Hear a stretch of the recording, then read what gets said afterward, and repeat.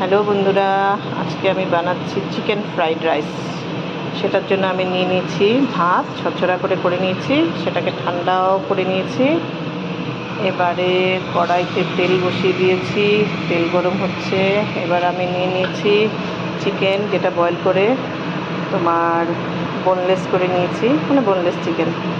তারপর নিয়ে নিয়েছি পেঁয়াজ কুচি, এটা নিয়ে নিয়েছি রসুন কুচি, এটা নিয়ে নিয়েছি বিট নুন, এটা নিয়ে নিয়েছি গোলমরিচের গুঁড়ো, এটা নিয়ে নিয়েছি কাঁচা লঙ্কা, এটা হচ্ছে বাঁধাকপি কুচি করে কেটে রেখেছি, এটা হচ্ছে sauce, soy sauce, tomato sauce, আর নেব আদা রসুনের পেস্ট, আর নেব হচ্ছে আদা কুচি।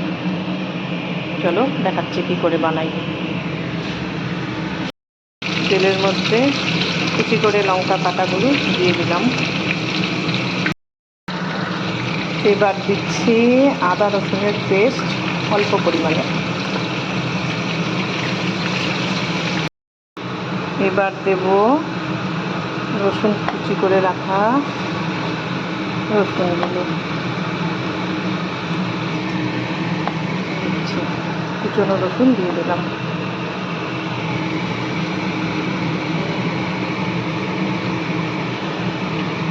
নাড়াচাড়া করে দিই। এবারে দিব কুচি করে রাখা আদা।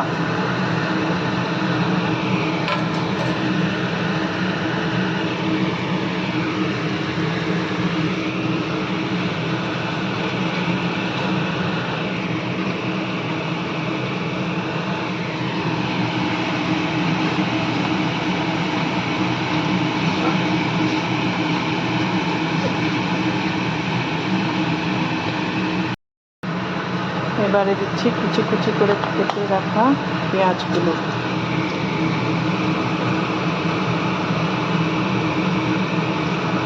পেঁয়াজ অনেকটাই লাগবে।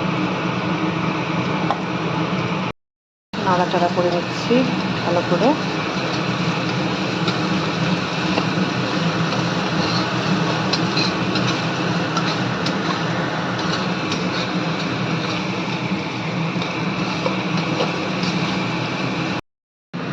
এবারে দিব সিদ্ধ করা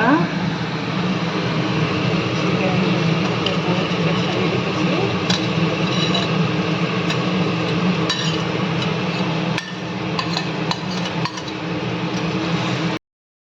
স্বাদ অনুযায়ী নুন দিয়ে দিলাম।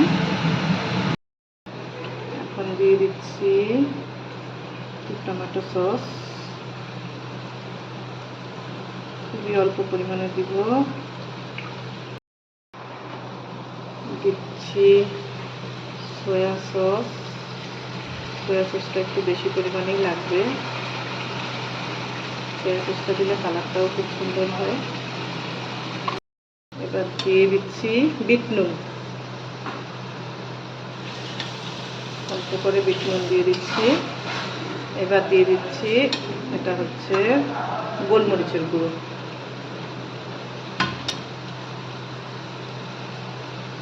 আরেকটু দিয়ে দিচ্ছি। সেটা খুব সুন্দর হয়েছে, কালারটাও খুব সুন্দর হয়েছে, তেলটাও খুব ভালো বেরোচ্ছে। এবারে আমি দিয়ে দিব বাঁধাকপি। বাঁধাকপিটা একটু কাঁচা কাঁচাই থাকবে, বাঁধাকপিটা অনেকটাই লাগে, সবটাই দিয়ে দিচ্ছি। অনেকটা পরিমাণে বাঁধাকপি দিলে যত বেশি বাঁধাকপি থাকবে তত বেশি টেস্ট হবে।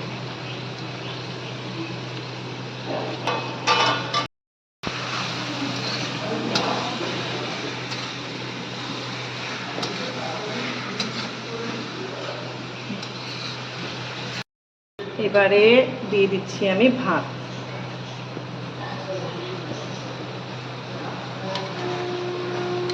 ভাতটা তো আমি আগেই করে রেখেছিলাম, দিয়ে দিচ্ছি সবটা।